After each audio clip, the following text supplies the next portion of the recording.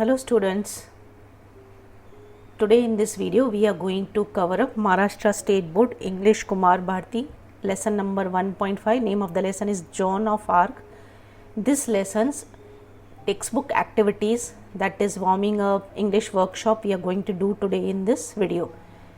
Lesson part I had already completed and I have put a separate video for lesson explanation. If you have not seen that video, please go and visit my YouTube channel Learn with BS, and there you will find lesson explanation separately. But today in this video, since we have covered lesson, we are going to learn about the textbook activities or English workshop etc. in this video. Okay, so Joan of Arc, let us start with this lesson's warming up. lesson के पहले जो है warming up दिया हुआ है. Those activities we will do after the lesson का activities we'll do after this. Now first activities, discuss in groups or pairs and make a list of the weapons used in the old times and in the present times. weapons क्या होता है? हथियार. पहले के ज़माने में लोग कौन से weapons यूज़ करते थे और अभी कौन से weapons यूज़ करते हैं, क्योंकि this is a story related to freedom और फाइटिंग के ऊपर है, लड़ाई के ऊपर है. सो जो एक्टिविटी ऑल्सो क्वेश्चन जो है that is also based on that. So weapons यानी पहले के ज़माने में क्या यूज़ किया जाता था, किस तरह के वेपन्स यूज़ किए जाते थे. I hope you will know. Shall I help you out? Okay, weapons used in the past were bow and arrow. आपने देखा है रामायण महाभारत में कैसे बो एंड एरो यूज़ करते थे, स्वॉर्ड तलवारें यूज़ करते थे, डैगर्स यानी बड़े बड़े चाकू, स्पीयर्स, भाला, axes. These are the weapons which were used in ancient times. पहले के ज़माने में यूज़ किया जाता था. Okay, so you have to name some of them. I have written whatever you remember you can write, और you can also find it on the net also. Okay, now next come to the next column which is weapons used nowadays. अभी latest कौन से weapons use होते हैं. Okay, so we can write guns, bombs, nuclear missiles, tanks, rifles, hand grenades, and many more you can write. Whichever comes to your mind you can write this. Okay, so next come to the next activity, which is adding different prepositions to the same action verb changes the meaning of the phrases thus formed. For example, call out. Call out means announce. अभी let me tell you, call is a verb. ठीक है, कोई भी verb के आगे अगर हम कोई प्रिपोजिशन लगा देते हैं या कोई एडवर्ब लगा देते हैं, वर्ब के आगे प्रिपोजिशन या एडवर्ब या दोनों भी लगा देते हैं, तो it becomes a phrasal verb. Phrase बन जाता है. फ्रेज एक्चुअली क्या होता है? Group of words. एंड ये जो है उसमें वर्ब के आगे जो लगा हुआ है एडवर्ब या प्रिपोजिशन, तो इसका जो मीनिंग होता है it is totally different from the individual meaning. अभी जैसे आप सुनोगे कॉल मतलब क्या होता है? बुलाना. Okay, but when you say call out तो इट मीन्स अनाउंस. कॉल के साथ एट लगा दिया, call at means visit. Call के साथ फॉर लगा दिया, call for means summon. Summon यानी बुलाना. Call up means make a telephonic call. Call off यानी कैंसिल कर देना. तो यू हैव सीन कैसे one word call, if it has different prepositions और adverb attached to it, meaning totally changes and such structure is called phrase. Okay, so now you have to guess the difference in meaning of the underlined phrases. Some sentences are given, in that if you see certain phrases are used. Okay, you have to tell the meaning or you have to guess the meaning. What does it mean? First sentence जो है, he promised to look into the matter. Now what do you mean by look? To look into? To look into means investigate. He asked me to look for his lost book. To look for means search. I shall look forward to your arrival. Look forward means wait eagerly. Okay. An epidemic of cholera broke out in the village. Broke out का मतलब होता है suddenly start हो जाना. Suddenly start. Village में cholera की epidemic शुरू हो गई. Suddenly started. The thieves broke into the locked house. Broke into का मतलब होता है entered forcibly. They broke up their friendship. Broke up का मतलब होता है एंडेड, ख़त्म कर देना। सो अलग अलग आप देखोगे वर्ड जो अटैच हो रहा है वर्ब के साथ, उसकी मीनिंग कैसे चेंज हो जाती है। कि you must carry out your duty faithfully. कि कैरी आउट मतलब complete. Please carry on with your work. Carry on means continue with your work. They carried off the trophy in the football match. कि carried off मतलब they won the trophy. Carry forward the remaining balance to the next month. Carry forward का मतलब होता है transfer. So now this is what phrasal verb. Phrasal verb, a phrasal verb is a verb that is made up of a main verb together with an adverb or preposition or both. तो you have seen all these are verbs, जैसे look है, break है, कि carry है, these are all verbs. उनके साथ क्या attach किया है, any adverb or preposition is added. So this structure is called phrasal verb which has got totally different meaning from the individual words. अभी जैसे break मतलब तोड़ना, into यानी अंदर जाना, बट इसका मीनिंग जब भी हम यूज़ करते हैं it becomes totally different. When you combine these words meaning becomes totally different. So these are phrasal verbs. I hope you understood this. Now let's come to the activities which are after the lesson. These were the activities before we started with the lesson, warming up. Now we have got some activities, that is English workshop, etc., which is after the lesson. Okay, now read the extract from G.B. Shaw's play on Joan of Arc and fill in the tree diagram. ये जो आपका lesson है ना John of arc, उसी का ही है। It is a play by G.B. Shaw. So don't get confuse. उसमें से आपको क्या लिखना है, John of arc, this is what, a tree diagram. I hope you know this is called tree diagram. Main branch, उसकी सब branches, उसके सब ब्रांचेस, जैसे हम फैमिली ट्री बनाते थे बचपन में। So now this is tree diagram in which certain things are already filled, certain things you have to play. जैसे this lesson is about Joan of Arc. Setting, कौन से पीरियड में ये पोएम सेट की गई है, कौन से लोकेशन पे। So that you have to see, if you see in the beginning of the lesson you will find period कब है, it is 1429, year दिया हुआ है वहाँ पे। So you just have to pick this detail from there and you have to write it here. Then location, कहाँ पे है ये, it is Eastern France. Okay, everything is mentioned in the first paragraph, you go and see. Scene of the given play, play जो अभी ये पढ़ा हमने, उसमें क्या scene था, a room in a house at a military camp. हमने पढ़ा था ना रॉबर्ट के रूम में पूरा लोग आ रहे हैं, जा रहे हैं और उसको बता रहे हैं जॉन के बारे में। तो यानी दिस इज़ अ सीन, कहाँ पे है, room in a house at military camp. Okay, characters, कौन कौन कैरेक्टर थे who played this role in this play. If you saw, Joan of Arc थी उसमें, squire Robert, then Poulengy and steward, these were the. If you see the conversation you will find the name of the characters. Main plot क्या था play का, main plot क्या था, Joan convinces Robert to go to meet Dauphin along with his few men and armour. याद है ना lesson, कि वो आती है रॉबर्ट के कैबिन में, बुलाई जाती है वहाँ पे, शी ट्राइज टू कन्विंस। वो तो मान नहीं रहे थे कि तुम इतनी छोटी लड़की हो, तुम कैसे जाओगी, तुम कैसे ऑर्लियंस को फ्री कराओगी, but she was determined and वो कन्विंस करती है। तो whole story is about this, Joan convinces Robert, उसके ऊपर है main plot. Fine. So this completes our tree diagram. Fine.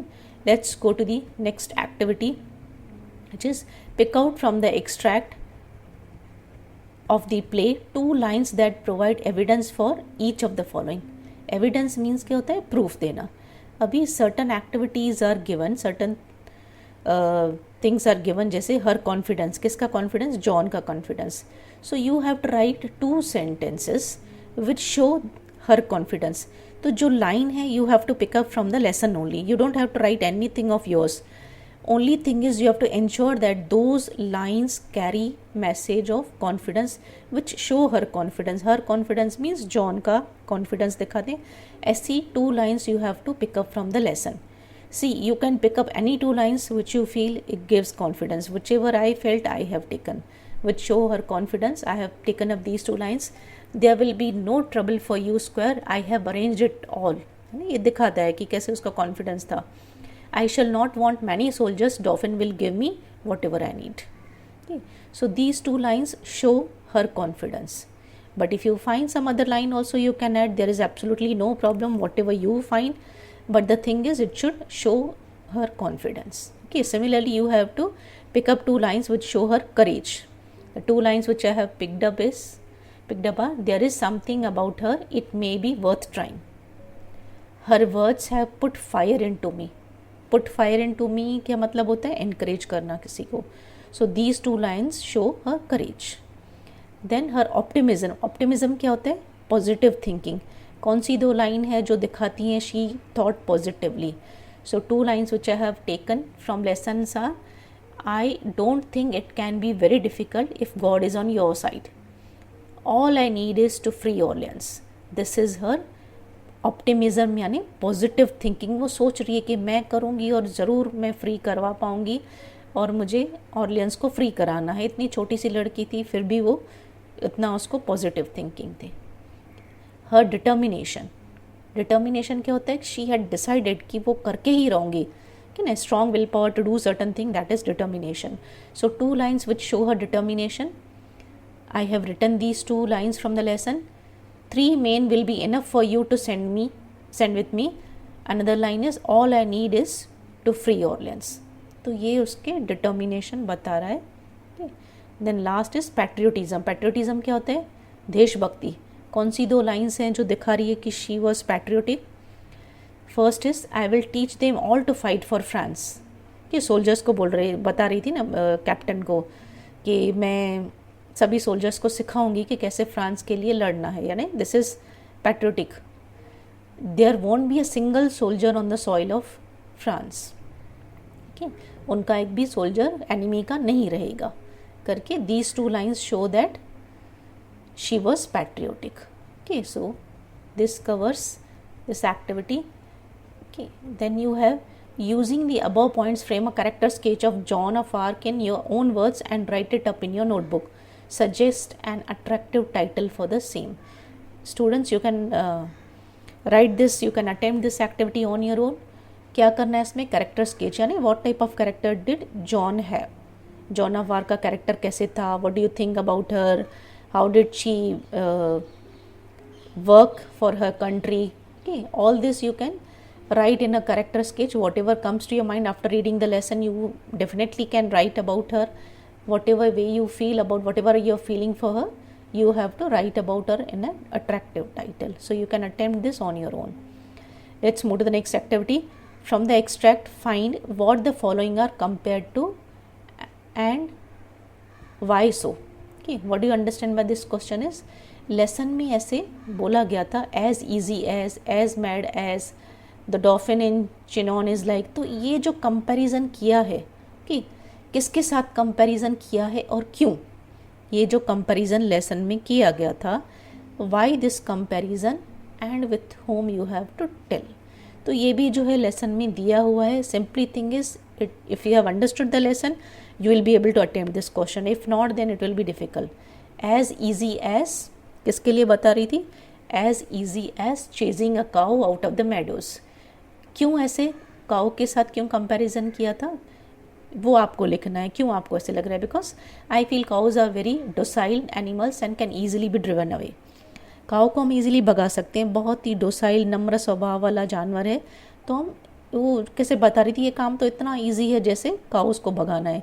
क्योंकि वो गांव की लड़की थी तो उन्होंने देखा होगा गांव में ऐसे करते हुए भगाते हुए, तो उनको ऐसे कंपैरिजन करिए कि दुश्मन को हमारे फ्रांस में से भगाना इतना ईजी है कि जैसे काउस को भगाना. एज मैड एज कि किसके लिए बोला गया है? As mad as it is for Joan. Joan जो लड़की थी 17-18 साल की, वो इतनी मैड है. क्यों उसके लिए ऐसे बोला गया है? Because she was crazy to free Orleans though she was only 17 और 18 ईयर्स ओल्ड. इतनी छोटी लड़की थी but even then she was crazy, she was determined to free Orleans. तो एज मैड एज जॉन, इसके लिए उसके साथ कंपेयर किया गया है. The Dauphin in Chinon is like, किसके जैसे है? He is like a rat. क्यों उसकी कंपैरिजन, प्रिंस की कंपैरिजन क्यों रैट के साथ की है? Because he was hiding like a rat and had refuse to fight for Orleans. वो राजा का बेटा होके फाइट नहीं कर रहा था, छुप गया था, उसको लग रहा था हम लोग इतने पावरफुल नहीं हैं, तो उसका जो कंपैरिजन किया है like a rat. Why? Because he is hiding and he is not trying to save Orleans. Okay, so this is comparison. Last thing, the enemy soldiers will be driven away like, वो कैसे बताती है John की दुश्मन के soldiers को कैसे भगा दूंगी? Like a sheep. क्यों शीप के साथ कंपैरिजन की है? Because sheep are assume to be controlled easily. Sheep को जो है बहुत सीधा साधा गरीब जानवर माना जाता है, जिसको हम ईजिली भगा सकते हैं, कंट्रोल में ला सकते हैं। ओके, शीप का प्लूरल भी शीप होता है, शीप्स नहीं होता है। ओके, तो एनिमल्स को भी शीप के जैसे भगा देंगे। That's what she said. So these were all comparison. Next one more is left on the next page. John of arc is a bit of यानी थोड़ी सी। क्या है John of arc? Bit of miracle. Miracle यानी जादू। क्यों उसको ऐसे बोला गया? Because in spite of being so young and she being a country girl, she was courageous, determined, confident.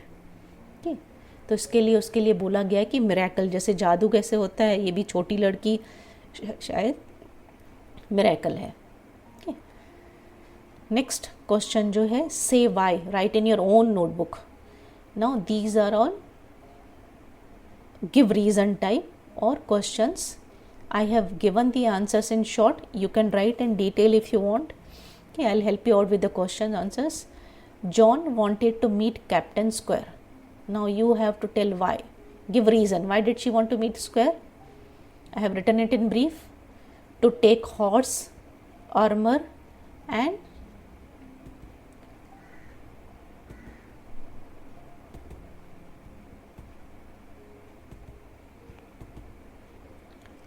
some soldiers. She wanted to take some horse and armor and some soldiers from Robert.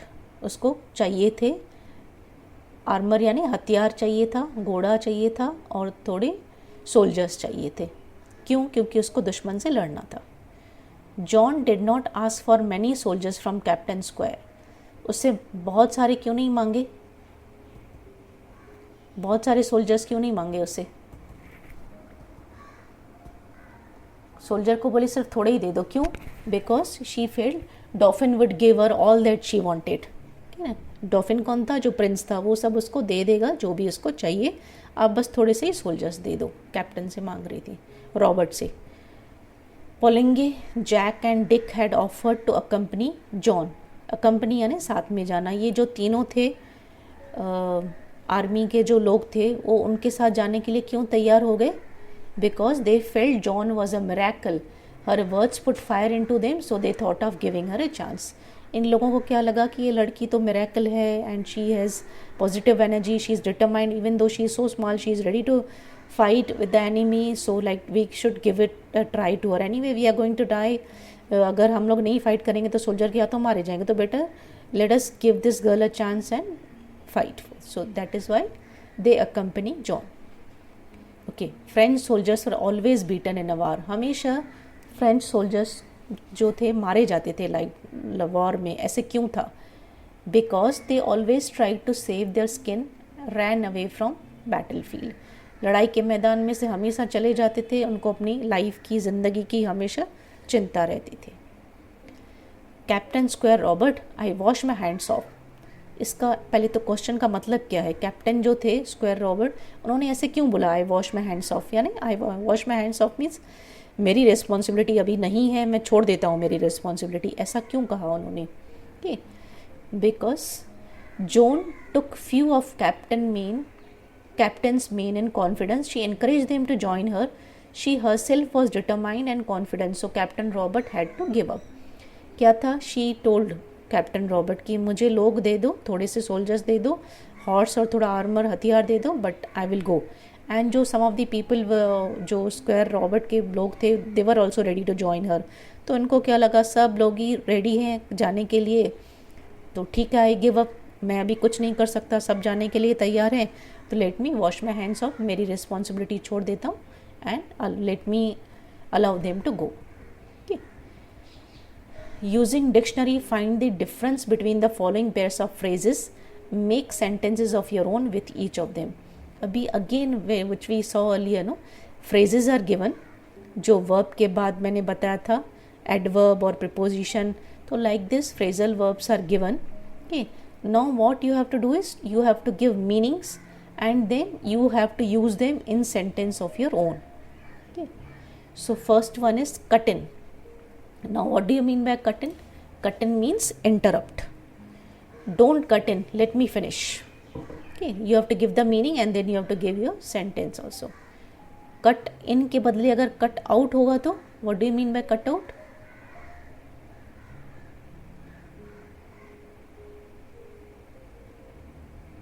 Cut out means reduce. Cut out your expenses. Okay. Be held by. Be held by means before. Meeting will be held by end of this month. Be held up. No, what do you mean by held up? Held up means delayed. I was held up because of traffic. Run away. Run away means escape. The thief ran away with money. Run for. Run for means be after something. Don't run for wealth. Be known as. Be known as means be called as. Okay.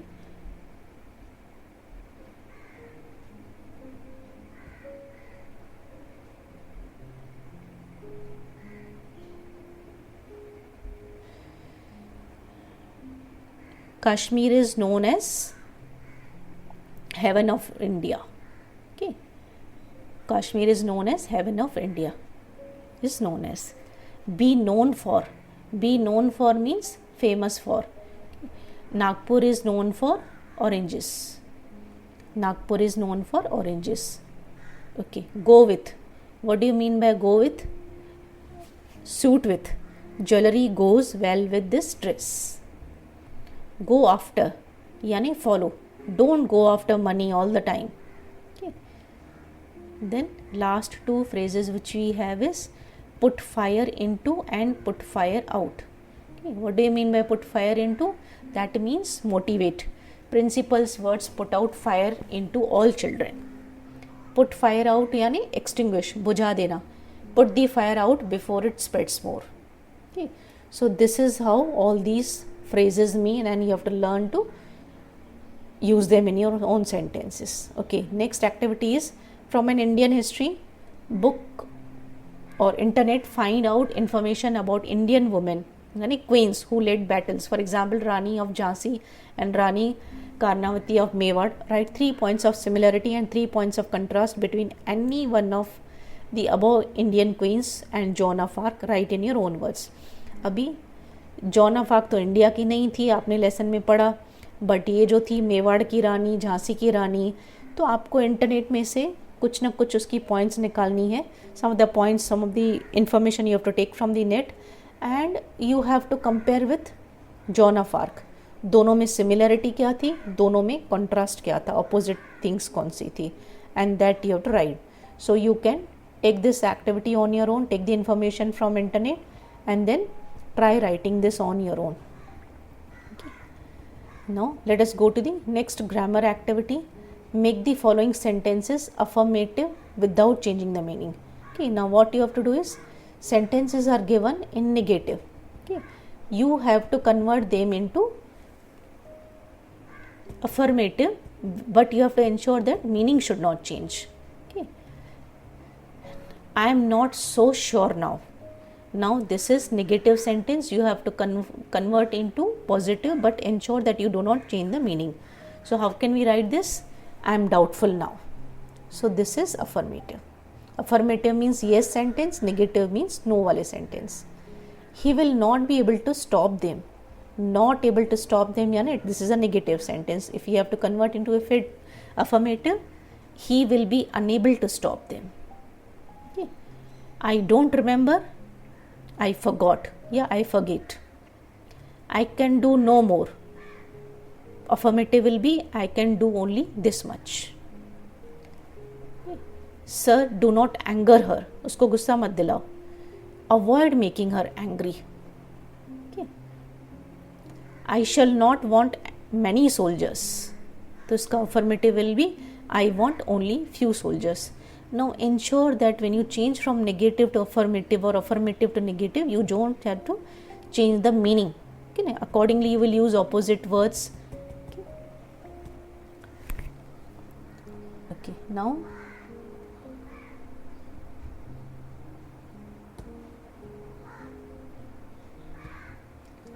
next move to the last activity.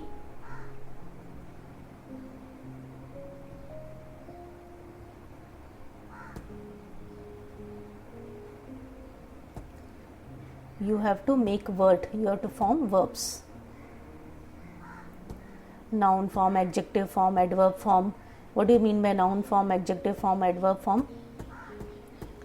You have to complete the table of these words. Okay. Noun form, verb form, adjective form, adverb form. Some words are given, you have to write whatever words are missing. Now suppose success, success is a noun form, you have to write verb form is succeed, adjective form is successful, adverb form is successfully. Okay. Now inspire, which is a verb, actually you have to remember certain thing. When you convert from one form to another, you have to be careful, you don't have to get confused. अभी how will you know whether it is a verb form? कोई भी word जिसका आप second form, third form यानी past tense form कर सकते हो या पास्ट पार्टिसिपल में कन्वर्ट कर सकते हो, that is a verb form. If you see inspire, inspire का पास्ट टेंस कर सकते हो, यस इंस्पायर्ड. तो जिसका भी पास्ट टेंस कर सकते हो दैट इज़ वर्ब, क्योंकि एक्शन वर्ड का ही पास्ट टेंस होता है. कि एडजेक्टिव फॉर्म क्या होता है कि विच डिस्क्राइब्स अ नाउन. तो जब भी आप एडजेक्टिव फॉर्म बनाते हो तो उसके आगे कोई भी नाउन लगा दो, तो if it goes well with it यानी it is describing a noun, so then it is adjective form. Adverb form क्या होता है? Generally it ends with ly, slowly, regularly, popularly, like this. It describes a verb. Noun form क्या होता है? It stands alone, शन, नेस, अंस, मेंट के साथ एंड होता है. ठीक, चलो नाउ इंस्पायर. तो I told you noun form generally tion, ness, ment, ance. तो इंस्पायर का इंस्पिरेशन इज नाउन फॉर्म. अभी if you have to write adjective form, inspirational. अभी देखो आपने एडजेक्टिव फॉर्म बनाया, उसके आगे कोई भी नाउन लगा दो, जैसे story, inspirational story, inspirational movie, तो it goes well with that noun. यानी if it goes well with a noun यानी it is describing a noun, that means this is adjective form. क्यों? क्योंकि एडजेक्टिव का काम ही है किसी नाउन को डिस्क्राइब करना, to give more information about a noun. So if this form goes well with a noun that means आपने adjective बराबर लिखा है, बट इसका एडवर्ब फॉर्म नहीं होगा. Okay, next is safe. अभी सेफ इज़ एडजेक्टिव. कैसे? उसके आगे कोई भी आप नाउन लगाओ, सेफ जर्नी, सेफ कंडीशन, तो it describes a noun well, so safe is adjective. But safe का कोई वर्ब फॉर्म नहीं होता है. नाउन फॉर्म इज सेफ्टी और adverb form is safely. It ends with ly. Okay, next is harm. Harm का noun form is harm, same ही है. Okay, and adjective form is harmful या हार्मलेस. उसके आगे कोई भी आप नाउन लगाओ, हार्मफुल मेडिसिन, ओके, या हार्मलेस मेडिसिन या हार्मलेस फूड, तो it goes well with it, that means this is adjective. And adverb will be harmfully, it ends with ly. Next thought. Thought का verb form will be think. अब इसका आप past tense करके देखो, think का past tense thought, that means ये verb form बराबर है. अभी let's come to adjective thoughtful. अभी यू हैव टू रीकन्फर्म कि आपने बराबर लिखा है कि नहीं. तो इसी थॉटफुल के आगे कोई भी नाउन लगा दो, थॉटफुल एक्शन, थॉटफुल पर्सन, तो it goes well with it, it is describing a noun, so this is adjective. Adverb will be thoughtfully. Okay, next brightly. Adverb is given, उसका एडजेक्टिव लिखेंगे तो ब्राइट, जैसे bright sun, bright room, it is describing a noun, so this is adjective. Okay, but verb will be brighten, क्योंकि आप इसका past tense करके देखो, Brighton का ब्राइटेंड, यानी अगर आपका पास्ट टेंस हो रहा है तो it is verb form. Brightness is noun. Courage. अभी वर्ब विल बी एनकरेज. अभी उसका पास्ट टेंस करके देखो, एनकरेज्ड, एक्शन वर्ड है, उसका पास्ट टेंस हो रहा है, यानी encourages, correct, it is verb form. Courageous is adjective, अभी उसके आगे कोई नाउन लगा के देखो, courageous boy, courageous man, so it is describing a noun, so courageous is adjective, and adverb will be courageously, generally it ends with ly. Okay, last, hastily, hastily यानी जल्दी जल्दी में, adjective will be hasty, hasty action, hasty movement, यानी it is describing a noun, so this is adjective. Okay, hasten, hasten का past tense hastened, यानी this is verb form, and last noun form will be haste. So this is how you have to make word forms, noun to adjective, adjective to verb, adverb, etc. Okay, so this completes all the activities of this lesson, Joan of Arc. I hope you understood this activities or English workshop. If you liked it, please write in the comment box how do you like this, and please share it with your